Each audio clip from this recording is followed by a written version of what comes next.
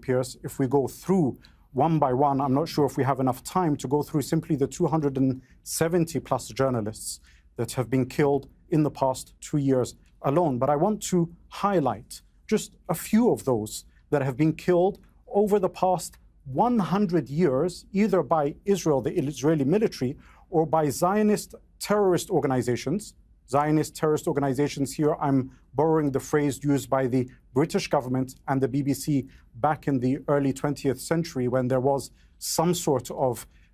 credibility amongst establishment media and the British political system. Let's go as far back as 1924, when at the time there was an anti-Zionist Jewish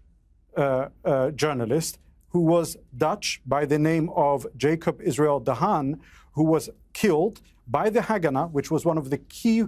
groups that actually formed the Israeli military afterwards, because he wrote anti-Zionist articles in 1924.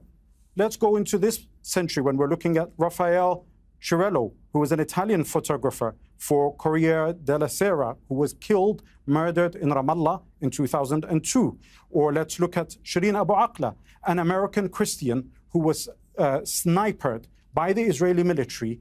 the day they wanted to go in and commit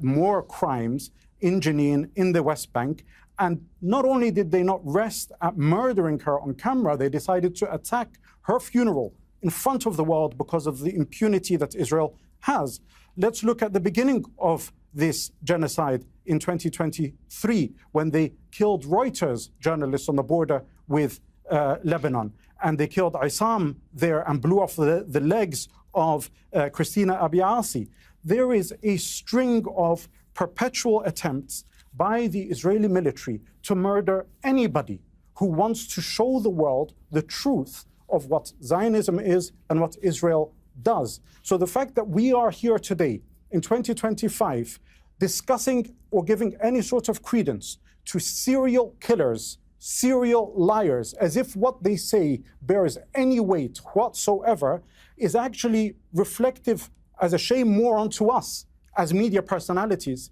and as channels and as newspapers, because you wouldn't be sitting down with a serial killer or a serial rapist and giving them any sort of credence or credibility to what they're saying. You would see that long litany and long list of their crimes and understand that whatever they say means nothing.